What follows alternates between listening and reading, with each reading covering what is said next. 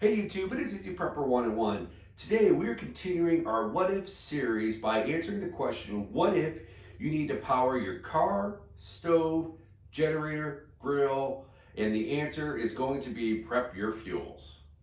So now there are many types of fuels out there that you need to be thinking about when you are prepping your fuels. You have to really think about what type of fuels are you going to need. As you can see, we have a couple different varieties here. We have our gas cans, which is meant for our vehicles, our generators, our lawnmower, the chainsaws that need gas. Now I do have some of my trimmer and leaf blower, which are batteries, which is something totally different, which we will talk about later down the road in another video.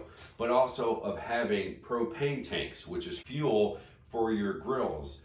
Also charcoal, which is another fuel, but that's not gas, so that's definitely going to be another video. But also having the Coleman stove that you can see in the middle, which is for smaller camping stove, which doesn't use gas or propane. One thing I recommend is getting the Stable, which is the fuel stabilizer for long-term storage of your gas cans. I put them in all of my gas cans that you can see right here, and also my family members and friends that I do prep with, they do the same thing. Now, there are other people out there that say that you do not need to put this in your gas cans.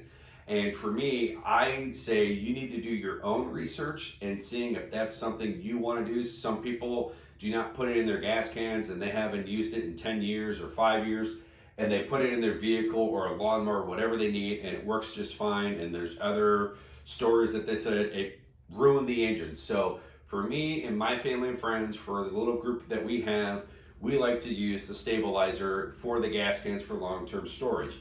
Now, one thing you're going to want to do is keep a log of when you filled the gas cans up and when you used the stabilizer in the gas cans, because after about a year and a half to going on 2 years, and this is my preference, everyone is going to be different. Some people are going to say after a year, swap it out. What I like to do is I have one gas can that is just straight for cutting grass, and then what I do is then after I get done using that gas can up, and usually I go through about 5 gallons of gas through a long cutting season from spring, summer, and fall. Then what I do is I will fill that gas can up. Once it's empty, I will put the Sta-Bil in, and then I will rotate that gas can to be my next lawnmower for the new season. So pretty much I'm going through 10 gallons of gas, in a whole 365 days, from lawnmowers to the snowblowers to even when I run my generator, because I like to run my generator every 2 to 3 months, let it run for 15 minutes to 20 minutes, and I also run an extension cord to get power that we'll use for either the garage door opener or the refrigerator, just to get it run. So I'm using 15 gallons of gas in a season, but I'm also filling up the gas cans once I'm using them so they're ready to go. But then once I use that gas can, then once I fill it back up, I'll put the stabilizer back in there, so it's good for long-term storage. So that's something you're going to want to think about, is make sure you rotate, especially if you're going to use the stabilizer.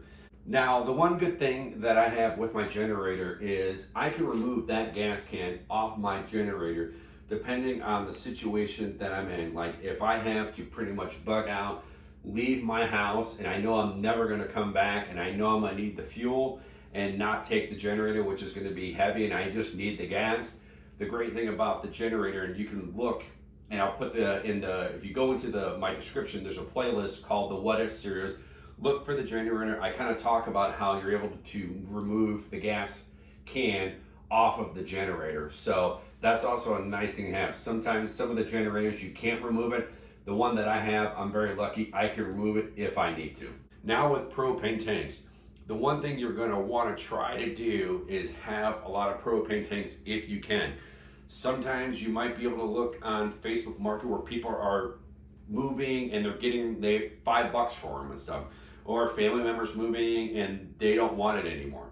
So I have over 4 propane tanks that are always filled, and I'm so lucky that there is a company that will refill your propane tanks for about $12.95. After tax, it's like $13.20.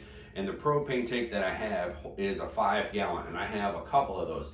And the propane tanks are good for also your grill, but also for wintertime. The Mr. Buddy heater, I have the connection to hook that up to, which is great. Also too, if you don't have the Mr. Buddy heater, there's also adapters that you can get to put on the propane tank. But also, you can also use it for smaller heaters, which we'll kind of talk about down the road. But the last thing we're going to talk about fuel is the smaller combing grill, the gas stove fuel down there, which is kind of like a white gas. That is definitely something different from the regular gas and diesel gas, because I don't have anything diesel, so I'm not really talking about diesel, but I am bringing it up just in this video. But the Coleman camping fuel, you can use that in so many things besides grills, from lanterns to everything else.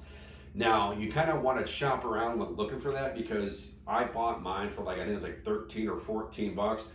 But if you go to certain gas stations, they might sell it for like 5 to 7 bucks. So do some digging, try to find out who's got it the cheapest, stock up on it, and figure out how much fuel you're going to want to have. Now, I've been doing a lot of testing with the camping fuel with the stove that I have, of tweaking it, trying to get the proper burn, and it really does not use a lot of fuel. I mean, it does, but once you get the blue flame with that grill, it really helps to condense, so you're not using that much fuel. It's just getting straight heat, and you're able to cook your food that much quicker. That's just for me, and for that old grill, that works for that. I do have a friend who has a newer grill than that, and for his fuel tank burns a lot quicker than what mine does. So maybe just the older stuff works better than the newer stuff, but I think we all know that's a fact. Look at the older cars that are out there. And speaking of cars, now we're going to show you how me and my wife try to keep our vehicles of fuel for the vehicles. All right, as you can see in my car, I have a full tank of gas. And the great thing about the newer vehicles is they will tell you what your range is. So right now I'm averaging 24.5 miles to the gallon, but if I do straight highway driving, and especially with it being spring and summer and kind of early fall, I can average about 37 to about 40 miles per gallon, which is really good. And then the range just goes up. So one good thing, I drive a car, you're gonna get the better gas mileage, but with the bigger vehicles, you're gonna get a little bit less. But the most important thing is having your gas tank full. Okay, I am in my wife's van. As you can see, she is above 3/4 of a tank. And for her, when she gets to be about a half a tank, that is when she will take her van to get gas. And as you can see, she's about 316 miles, so she's empty. Her average MPG is, 13.3 miles an hour. Now, she does drive a van, so yes, the mileage is going to be a little bit less than what you will see in my car. But for us, we like to try to keep all vehicles well above a half a tank of gas. All right, so we're going to wrap this video up. So you kind of saw what we kind of do with our vehicles. Everyone's going to be different, and like I kind of said, some people like to have their car, once they burn a quarter, they'll fill up. That can be kind of tedious. That's why me and my wife, we go to a half a tank and we fill it up. And kind of like what I said with the winter time, you're going to want to, depending if you do have winter, you want to make sure you're above a half a tank. But I really, hopefully you guys are able to come away with this video of different types of fuels and what you're going to want to have to help you get you to whatever situation that you're in, help you to get out of it. So if you guys have any comments or questions, write those down below. Hit the thumbs up if you liked this video, and if you haven't, hit the subscribe button. Thank you guys so much. We will catch you guys down the road.